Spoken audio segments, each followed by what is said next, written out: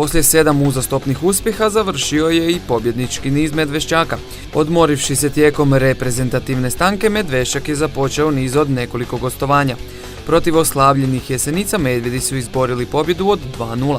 Za ovaj uspjeh Zagrebčani su platili visoku cijenu, obzirom da su se ozlijedili Deji i Truno.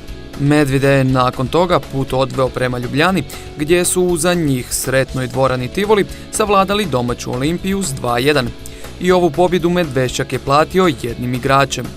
Morenci je zbog disciplinske kazne igre zaradio utakmicu neigranja, a odluka stegovnog odbora Ebela zbog kazne igre se još iščekuje.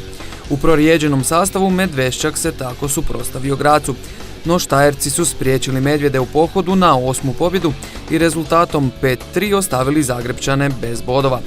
Medveščak je sada na 5. mjestu s 3 boda prednosti u odnosu na 7. plasiranu Vijenu. U Slo hokej ligi Mladost je odigrala samo jednu utakmicu. Na gostovanju u Beogradu bolji su bili hokejaši Partizana rezultatom 6:2. Poslije 16 kola mladostaši se nalaze na 7. mjestu s 2 utakmice manje. S druge su strane u prvenstvu Hrvatske seniori mirovali zbog reprezentativne stanke.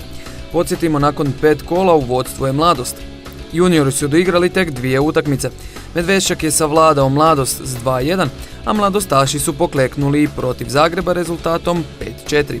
Zagrebaši vode na ljestvici s velikom prednosti.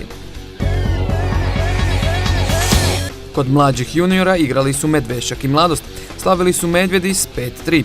I u ovoj kategoriji na čelu kolone nalaze se Veprovi. Zahuktalo se i u prvenstvu kadeta. Mladost je upisala 2 uzastopne pobjede i zasjela na 1. mjesto u poretku. U drugom kolu Mamuti su pobjedili Medveščak sa 6:0, a u idućoj utakmici Zagreb rezultatom 4:2. U natjecanju mlađih kadeta Mladost je savladala Zagreb 6:2, ali su Veprići uzvratili pobjedom od 4:2. Medveščak je prvo slavio protiv Zagreba s 10:3, da bi pritom nadigrao i mladostaše s 10:1.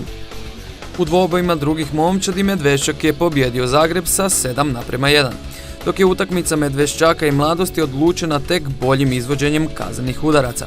Pobjedili su Medeki s 3:2.